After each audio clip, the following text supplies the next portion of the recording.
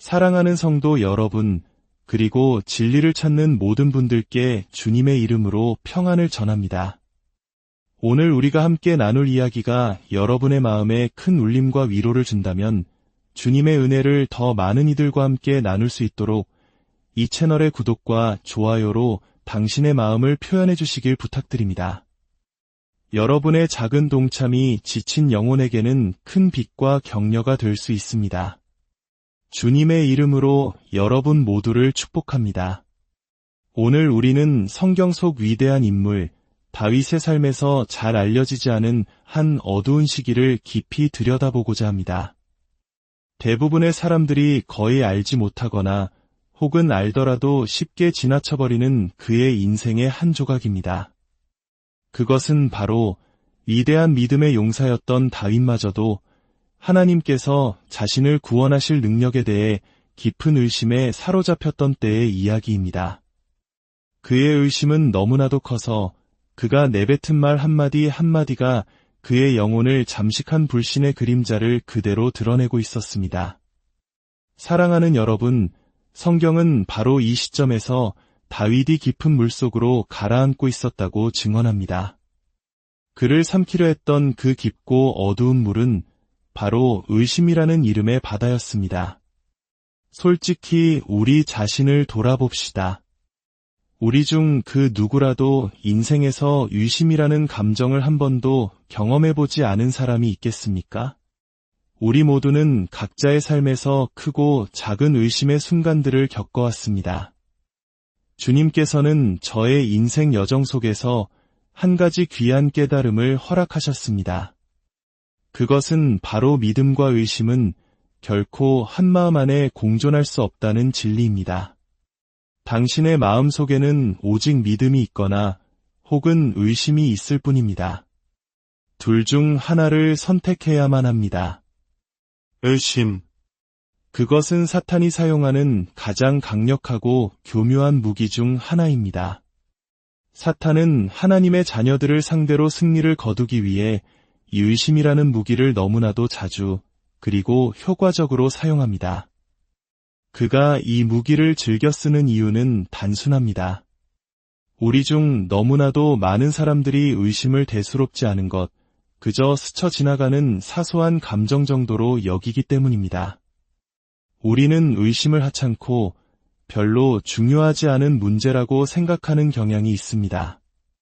그리고 바로 그 생각 때문에 우리는 의심이라는 감정이 우리 마음속에 들어와 자리 잡는 것을 너무나 쉽게 허용하고 맙니다. 우리는 일상적으로 의심과 타협하며 살아갑니다. 하나님께서 과연 나를 이 어려움에서 건져주실까?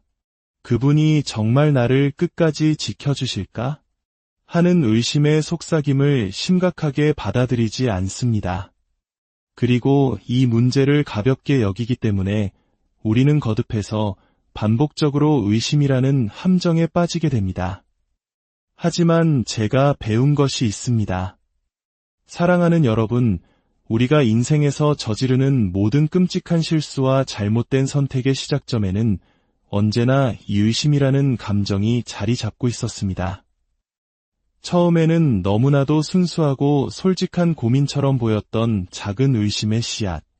하지만 그 씨앗은 결국 우리를 잘못된 길로 이끌었고 파멸의 낭떠러지로 밀어 넣었습니다. 우리를 구원하시고 인도하시는 하나님의 능력에 대한 의심은 결국 우리로 하여금 우리 자신의 어리석은 생각과 판단에 의지하게 만들었습니다. 그리고 우리의 원수, 악마의 목소리에 귀를 기울이게 했습니다. 의심을 조심하십시오. 의심은 순수하고 정직한 얼굴을 하고 다가오지만 결국 우리를 하나님께서 가장 기뻐하지 않으시는 길로 여행하게 만드는 무서운 힘을 가지고 있습니다. 저는 압니다. 지금 이 자리에 계신 많은 분들이 만약 진실을 말해야 한다면 우리 모두 하나님을 의심했던 순간이 있었다고 고백할 것입니다. 성경 기록은 다윗이 그의 인생에서 바로 그러한 지점, 그러한 시기에 도달했다고 말합니다. 수많은 승리를 경험했던 다윗이었습니다. 수많은 경우에 하나님의 능력이 자신을 위해 일하시는 것을 직접 체험했던 다윗이었습니다. 만약 이 세상에 하나님을 결코 의심해서는 안 될 사람이 있었다면 그건 바로 다윗이어야 했습니다. 하나님께서 당신의 삶에 분명한 발자취, 즉 확실한 증거들을 남겨주셨을 때 당신이 해야 할 일은 단 하나입니다. 그저 뒤를 돌아보는 것입니다. 당신이 걸어온 길을 되돌아보십시오. 주님께서 당신을 얼마나 많은 고난 속에서 건져주셨는지 기억해 보십시오. 저는 잘 모르겠지만 저는 과거를 생각하는 것만으로도 행복해질 수 있습니다. 아름다운 찬양대의 찬양이 없어도, 능력 있는 설교자의 설교가 없어도 저는 행복해질 수 있습니다. 예수님의 선하심과 그분이 저를 위해 행하신 모든 일들을 생각할 때 저는 혼자서도 벅찬 기쁨에 잠길 수 있습니다. 저는 기억이라는 축복을 주신 하나님께 감사합니다. 그 기억은 과거에 하나님께서 행하셨던 일들을 떠올리게 해주고 현재의 고난과 고통의 시간에 저 자신에게 이렇게 말할 수 있게 해줍니다. 하나님은 전에도 하셨어. 그러니 하나님은 다시 하실 수 있어. 하나님께서 우리에게 기억의 축복을 주신 것은 단순히 집을 찾아갈 길을 잊지 않게 하기 위함이 아닙니다. 그분은 우리가 과거에 우리를 위해 움직이셨던 수많은 순간들을 기억하고 그것을 현재의 믿음의 동력으로 삼기를 원하셨습니다. 성경은 다윗이 그의 인생에서 매우 낮은 지점에 있었다고 말합니다. 그리고 이 지점에서 저는 첫 번째 요점을 말씀드리고자 합니다. 첫째, 하나님을 의심하는 것은 우리의 마음을 거짓되고 진리에서 먼 생각들에 활짝 열어놓게 만듭니다. 하나님을 의심할 때 온갖 종류의 생각들이 우리 마음에 들어옵니다. 이전에는 단 한 번도 품어보지 않았던 끔찍한 생각들까지도 말입니다. 하나님을 의심할 때 우리는 우리의 마음과 영혼이 하나님께서 기뻐하지 않으시는 길을 여행하도록 문을 열어주는 것과 같습니다. 그리고 우리는 다윗처럼 자기 자신에게 말을 걸기 시작합니다. 물론 자기 자신에게 말을 거는 것 자체는 나쁜 일이 아닙니다. 만약 당신이 스스로에게 올바른 것을 말한다면 말입니다. 하지만 다윗은 그의 인생에서 엄청난 의심의 시기에 스스로에게 말을 걸고 있었고 그는 진실과 거리가 먼 것들을 스스로에게 속삭이고 있었습니다. 사무엘상 27장 1절에서 다윗은 이렇게 말합니다. 내가 언젠가는 사울의 손에 붙잡혀 죽게 될 것이다. 다윗의 이야기를 아는 사람이라면 이 말이 명백한 거짓임을 압니다. 다윗은 사울의 손에 죽지 않았습니다. 하지만 의심은 그로 하여금 잘못된 것을 생각하게 했고 스스로에게 거짓을 말하게 만들었습니다. 5. 의심을 어떻게 다루는지 조심스럽게 배우십시오. 당신 마음의 문을 통제하는 법을 진정으로 배우십시오. 저는 제 집에 함부로 들여보내지 않는 사람들이 있습니다. 왜냐하면 제가 그 문을 통제하기 때문입니다. 마찬가지로 제 마음에 결코 허용하지 않는 생각들이 있습니다. 제가 그 마음의 문을 통제하기 때문입니다. 저는 하나님으로부터 온 것이 아닌 생각들을 붙잡고 밤새 씨름하는 것을 거부합니다. 다윗은 거짓되고 사실이 아닌 것들을 생각하고 있었습니다. 그 모든 것은 그가 이제 의심의 소나기에 사로잡혔기 때문이었습니다. 이 기록을 제대로 이해하기 위해서는 여러분은 다윗이 처한 상황을 이해해야 합니다. 다윗이 거인 골리앗을 쓰러뜨렸을 때 그는 엄청난 인기와 명성을 얻었습니다. 여인들은 그의 이름을 노래하기 시작했고 그 모든 것이 사울 왕을 불안하게 만들었습니다. 성경 본문이 시점에서 다윗은 사울을 피해 도망다니는 신세였습니다. 사울은 여러 차례 그를 죽이려고 시도했습니다. 다윗의 명성과 인기가 커지는 것에 극심한 질투와 위협을 느낀 사울은 다윗의 생명을 빼앗기 위해 필사적인 노력을 기울였습니다. 사울은 분노에 차서 자신의 창을 다윗에게 던져 그를 죽이려 한 적도 여러 번이었습니다. 하지만 사울이 다윗을 죽이려고 시도할 때마다 하나님께서 개입하셨습니다. 하나님의 개입하시는 능력에 대해 아는 분이 여기 계십니까? 만약 하나님께서 개입하지 않으셨다면 저는 이미 오래전에 이 세상 사람이 아니었을 것입니다.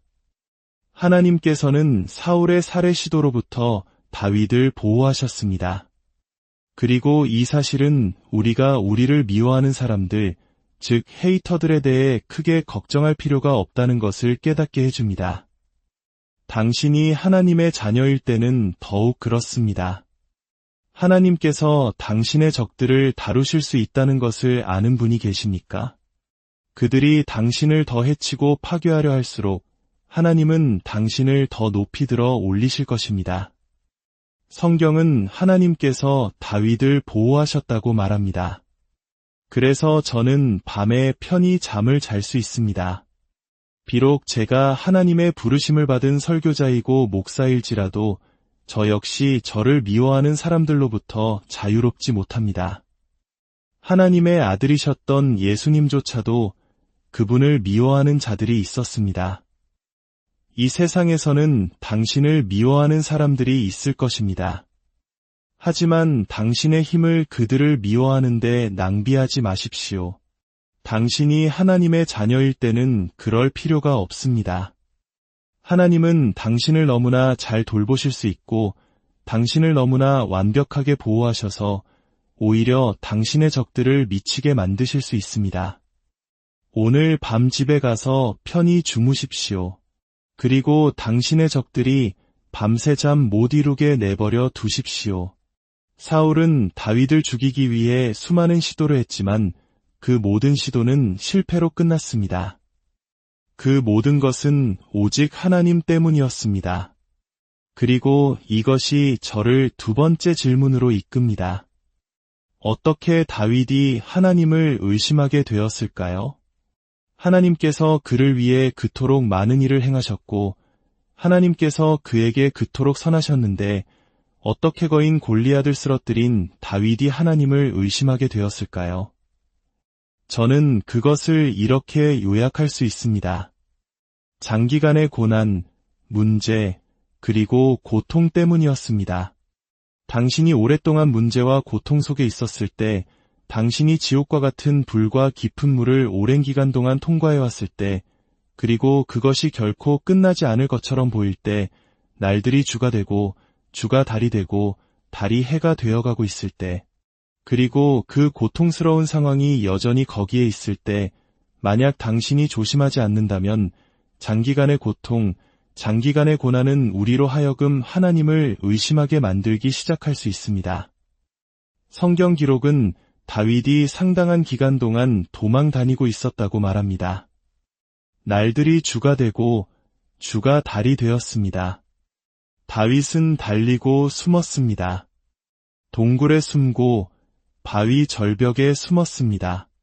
달리고 숨고 숨고 달리고 달리고 숨고 숨고 달리고 매일, 매주, 매달 그리고 상황은 조금도 나아지지 않았습니다.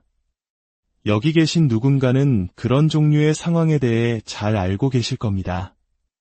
잠시 문을 두드리고 손을 흔들고는 뒷문으로 서둘러 나가는 그런 종류의 문제도 있습니다. 오래 머물지 않는 문제 말입니다. 하지만 여행 가방을 들고 나타나는 종류의 문제도 있습니다. 한동안 당신과 함께 머물기 위해 온 문제 말입니다. 그리고 만약 우리가 장기간의 고통과 문제의 시기 동안 조심하지 않는다면 우리는 결국 하나님을 의심하게 될 수 있습니다. 바로 그때 한 친구가 나타납니다. 사탄이 와서 우리에게 말을 걸기 시작합니다. 그는 이렇게 말할 것입니다. 나는 내가 기도하는 것을 지켜보고 있었어. 참 안 됐구나. 너는 그 기도를 오랫동안 해왔지만 너의 상황은 조금도 나아지지 않았어. 사실 어떤 경우에는 상황이 나쁜 것에서 더 나쁜 것으로 변했지. 그런데도 너는 여전히 여기서 기도하고 있구나. 하지만 내가 보기에는 만약 하나님이 너를 위해 무언가 하실 거였다면 그분은 이미 지금쯤 하셨을 거야. 그리고 나서 그는 사탄적인 대안들을 추천할 것입니다. 사랑하는 여러분, 장기간의 문제와 고통은 우리로 하여금 하나님을 의심하게 만들 것입니다. 치유를 위해 기도하지만 병은 여전히 남아 있습니다. 하지만 우리는 하나님을 신뢰하는 법을 배워야 합니다. 그리고 우리는 장기적인 신뢰를 갖는 것의 중요성을 배워야 합니다. 주님, 저는 주님을 신뢰합니다. 이 상황을 해결하시기까지 얼마나 오래 걸리든지 상관없습니다. 저는 제 신뢰를 굳게 붙들 것입니다. 왜냐하면 저는 주님과 충분히 오랫동안 함께해서 주님께서 제가 원할 때 항상 오시지는 않지만 주님께서 나타나실 때에는 항상 정확한 시간에 오신다는 것을 알기 때문입니다. 다윗은 의심의 희생양이 되었습니다. 그리고 이 지점이 저를 세 번째 질문으로 이끕니다. 다윗이 하나님을 의심한 것의 부정적인 영향은 무엇이었을까요? 하나님을 의심하는 것과 관련된 부정적인 영향들이 있습니다. 다윗이 하나님을 의심한 것은 그가 결코 해서는 안 될 일을 하도록 만들었습니다. 성경을 읽어보면 다윗은 블레셋 사람들의 땅으로 넘어가기로 결심했습니다. 그는 그의 원수들의 땅으로 들어가 블레셋 왕들 중 한 명과 동맹을 맺으려고 했습니다. 사랑하는 여러분, 누구와 손을 잡는지 조심하십시오. 의심은 당신이 잘못된 사람들과 손을 잡게 만들 것입니다. 그것은 당신이 잘못된 사람들과 불경건한 동맹과 파트너십을 형성하게 만들 것입니다. 제가 더 낫거나 다른 누구보다 낫다는 뜻이 아닙니다. 하지만 하나님께서 제가 손잡기를 원하지 않으시는 사람들이 있습니다. 그리고 의심의 시기에는 하나님께서 우리가 관련되기를 원하지 않으시는 사람들과 손을 잡으려는 경향이 있습니다. 다윗은 잘못된 사람들과 동맹을 맺었습니다. 아기스 왕은 이스라엘 백성의 원수였습니다.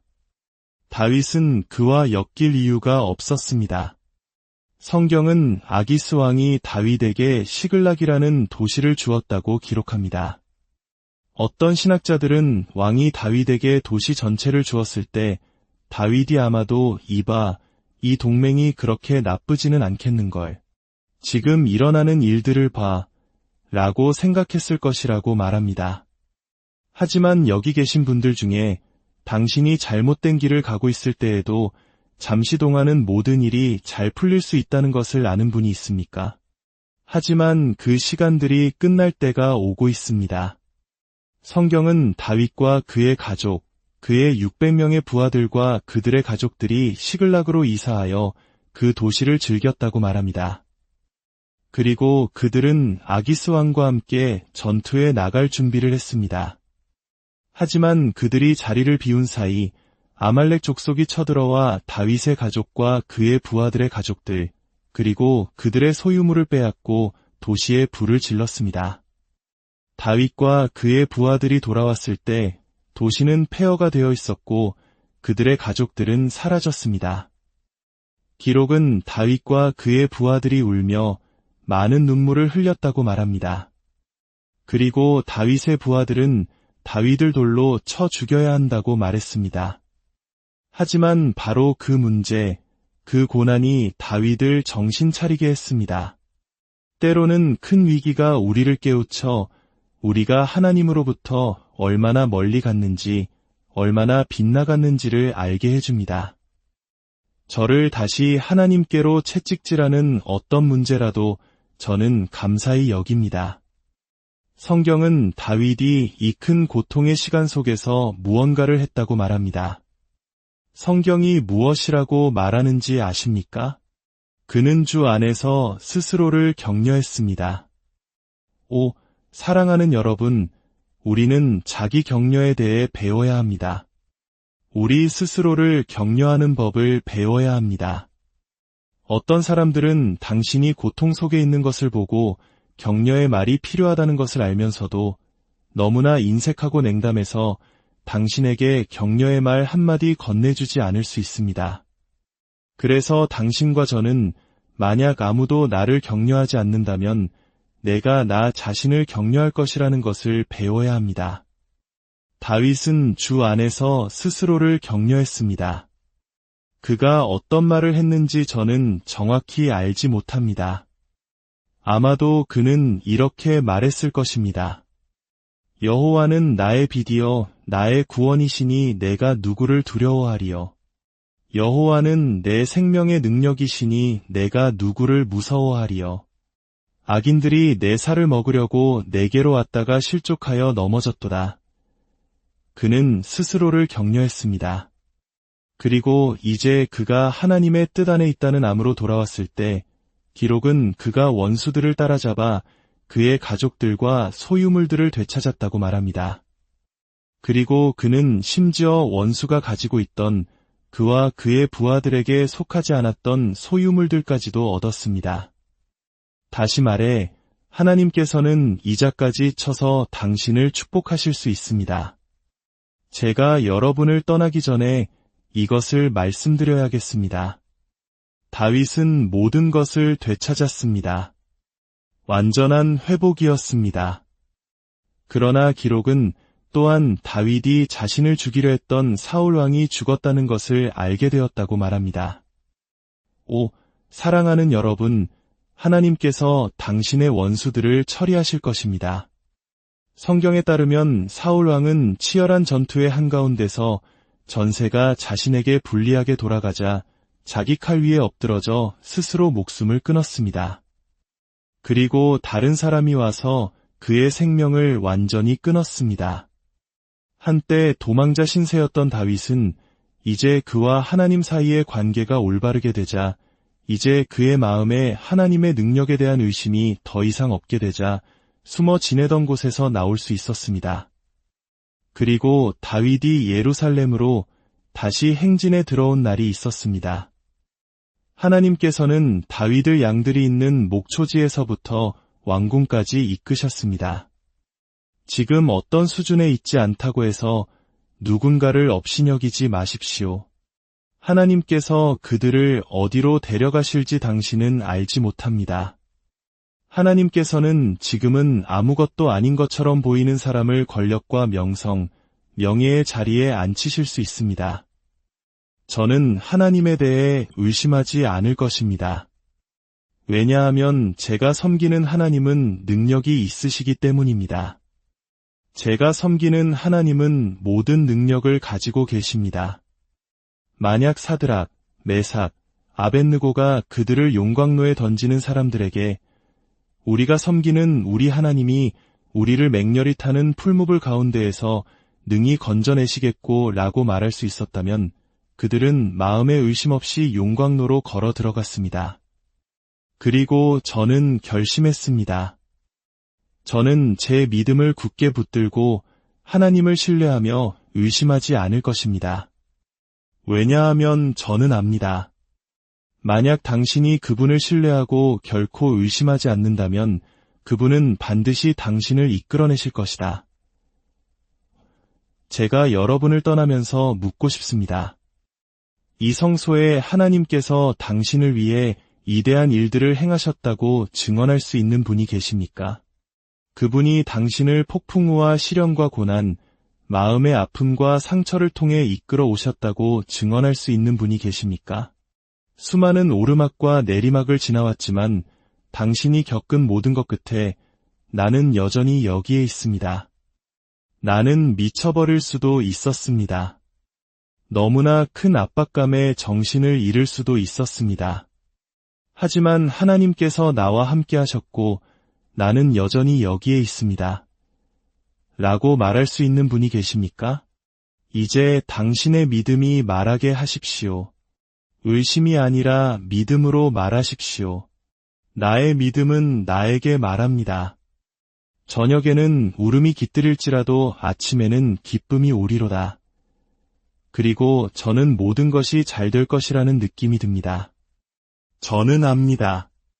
하나님께서 저를 축복하시는 것을 아직 끝내지 않으셨다는 것을 압니다. 그분은 저를 더 높은 곳으로 이끌어 가실 것입니다. 만약 제가 끝까지 견디고 굳게 붙잡기만 한다면 저를 위해 예비된 더 많은 축복들이 있습니다. 모든 것이 잘 될 것입니다. 주님께서는 여러분의 손을 결코 놓지 않으십니다.